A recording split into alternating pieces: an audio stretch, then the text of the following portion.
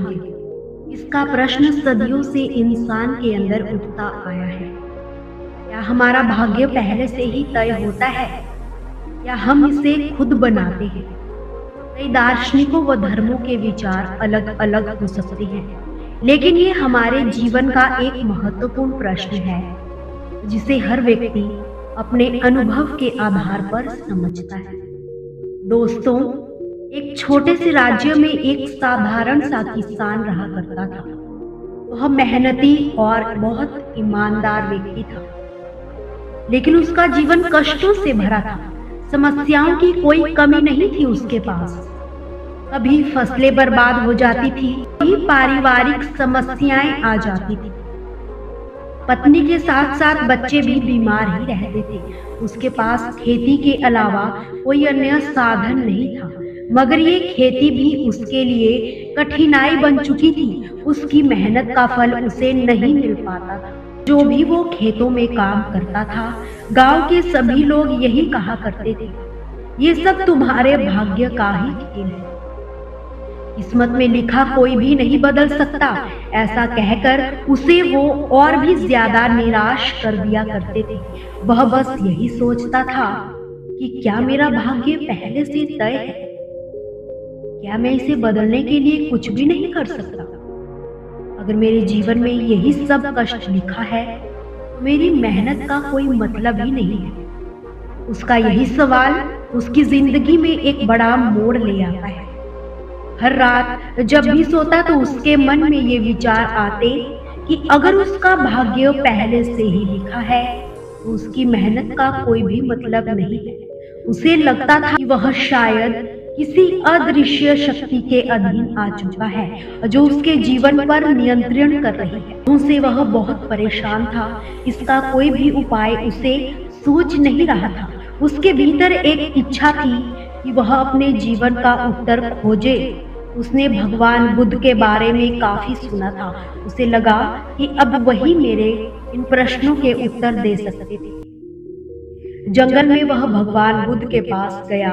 यात्रा उसकी काफी लंबी और कठिन थी, लेकिन उसके मन में ये दृढ़ संकल्प था कि वह अपने प्रश्नों के उत्तर को जानकर ही रहेगा। जंगल में चलते हुए उसे एक साधु दिखे। साधु ने उसे पानी और खाने के लिए खाना दिया। पूछने के बाद किसान ने अपनी समस्या और सारी परेशानियां साधु को सुनाई। साधु ने उसकी बात सुनकर उससे कहा, तुम सही रास्ते पर जा रहे हो पुत्र, मगर ये याद रखना उत्तर तुम में ही है। बुद्ध तुम्हें केवल मार्ग ही दिखा सकते हैं। वह बुद्ध के आश्रम पहुंच गया था। वहां काफी शांति थी।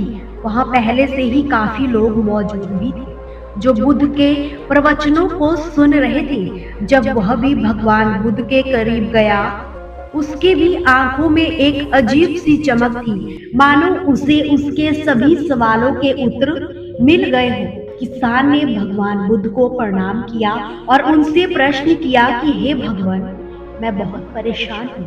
सभी कहते हैं ये मेरा भाग्य का लिखा है, तो क्या मेरा भाग्य पहले से ही लिखा है? क्या मैं इसे बदलने के लिए कुछ भी नहीं कर सकता? बुद्ध ने कहा, तुम्हारा सवाल तो सही है और इसका उत्तर तुम्हारे ही भीतर छिपा है, लेकिन मैं एक कहानी बताता हूँ। इसी में तुम्हारे सारे प्रश्नों के उत्तर होंगे। बुद्ध बोले, मान लो तुमने एक बीज बोया है। अब वो बीज एक पौधा बनेगा और फिर एक बड़ा वृक्ष।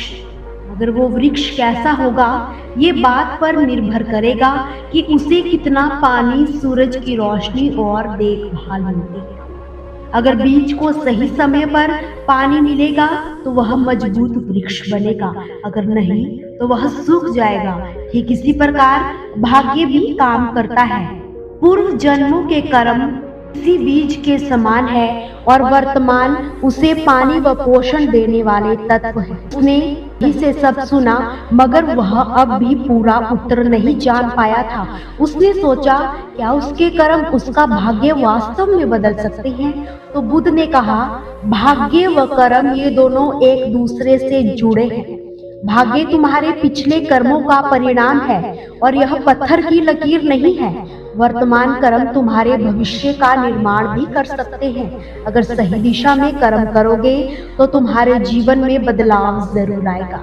तुम्हारा भाग्य उस नाव के समान है जो तुम्हें एक दिशा में लेकर जा रही है, लेकिन तुम्हारे पास चप्पू है और कर्म ही वह चप्पू है जो तुम्हें धारा की विपरीत दिशा में भी ले जा सकता है। किसान काफी हद तक समझ ही गया था कि कैसे कर्म व भाग्य आपस में जुड़े होते हैं, मगर उसके मन में एक और सवाल था कि भगवान, यदि कर्म ही हमारा भाग्य बनाते हैं तो क्या इसका मतलब है कि जो भी हमारे अभी हो रहा है वह मेरे पूर्व कर्मों का ही फल है? अगर मैं आज से अच्छे कर्म करना शुरू कर दूं तो क्या इससे मेरा भाग्य बदल जाएगा? बुद्ध मुस्कुराए और बोले, ये महत्वपूर्ण है कि तुम वर्तमान के महत्व को समझो। तुम्हारा वर्तमान कर्म तुम्हारा भविष्य बनाता है, मगर ये प्रक्रिया धीरे धीरे होती है। जिस तरह से एक बीज को वृक्ष बनने में समय लगता है, तुम्हारे पिछले कर्मों के परिणाम को बदलने के लिए धैर्य व निरंतरता की आवश्यकता भी होती है। ये मत सोचो कि बदलाव जीवन में तुरंत आ जाएगा। सही कर्म से जीवन की दिशा तो जरूर बदलती है, मगर उसका फल धीरे धीरे ही आता है। एक बार एक किसान ने बीज बोए। पहले साल बारिश न होने के कारण फसलें ना उग पाई। किसान निराश हो गया। उसने सोचा यही उसका भाग्य है, मगर उसने हार नहीं मानी। अगले साल उसने फिर से बीज बोए और बारिश सही समय पर हुई। उसकी मेहनत रंग लाई और उसे अच्छी फसल भी मिली। इस तरह कर्म लगातार करते रहना ही चाहिए, भले ही उसका फल तुरंत ना मिले। मगर किसान के मन में अब भी सवाल यही था कि क्या हमारे अतीत के कर्मों को पूरी तरह से बदला जा सकता है? उसने बुद्ध से कहा, भगवान, यदि मेरे पिछले कर्म ही मेरे आज के दुखों का कारण है तो क्या मैं पूरी तरह से उन्हें बदल सकता हूँ, या क्या मुझे अपने आज पर और भविष्य पर ध्यान केंद्रित करना चाहिए? भगवान बुद्ध ने कहा, अतीत को बदलना संभव नहीं। जो हो चुका वो हो चुका, लेकिन अतीत को स्वीकार करके ही तुम वर्तमान को सही दिशा में लेकर जा सकते हो। वर्तमान कर्म ही तुम्हारे भविष्य का निर्माण करेंगे। तो बुद्ध बोले, अतीत का बोझ उठाकर तुम आगे नहीं बढ़ पाओगे। उसे स्वीकार करो, उससे सीखो और आगे बढ़ो। अपने वर्तमान को अच्छे कर्मों से भर दो, देखना भविष्य तुम्हारा होगा।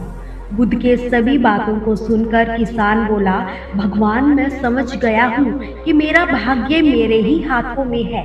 मैं अपने वर्तमान कर्मों को बदलकर अपने जीवन को एक नई दिशा देकर ही रहूंगा। इस पर बुद्ध बोले, जो भी हमारे साथ हमारे जीवन में होता है हमारे ही कर्मों का परिणाम होता है। अगर हम सही दिशा में कर्म करेंगे तो हमारा भविष्य अवश्य ही उज्जवल होगा। किसान भगवान बुद्ध को प्रणाम करके वापस अपने गांव आ जाता है। अब उसके भीतर एक नई ऊर्जा थी। उसे ये विश्वास हो चुका था कि उसके जीवन में जो भी परेशानी है वो उसके अतीत के कर्मों के परिणाम है, मगर वह अपने कर्म से भविष्य को बदल कर ही रहेगा। अब उसने अपनी खेती में और भी अधिक मेहनत करना शुरू किया, अपने परिवार को लेकर और भी अधिक जिम्मेदारी से पेश आया और अपने व्यवहार में संयम व धैर्य को अपनाया। धीरे धीरे उसके जीवन में सकारात्मक बदलाव आए। उसकी सभी फसलें अब बेहतर होने लगी थी। इस प्रकार उसकी आर्थिक स्थिति में भी सुधार आने लगा। सब कुछ बदल चुका था। उसकी मेहनत व सही कर्मों का फल उसे मिलना शुरू हो गया था। अब वह अपने परिवार के साथ खुशहाली से जीवन व्यतीत कर रहा था। तो दोस्तों, देखा आपने, इस प्रकार कर्मों को सही करने से जब एक किसान की जिंदगी बदल सकती है तो हमारी क्यों नहीं। अतीत को भुलाकर अपने वर्तमान कर्मों को सही व ईमानदारी से कीजिए, देखिएगा आपका जीवन भी उसी किसान की तरह उज्जवल हो जाएगा। इसीलिए तो कहा जाता है, अच्छे कर्मों का परिणाम अच्छा ही होता है। आपसे फिर मुलाकात होगी ऐसी ही अनमोल कहानियों के साथ। हमसे जुड़े रहने के लिए हमारे चैनल को सब्सक्राइब ज़रूर कीजिए।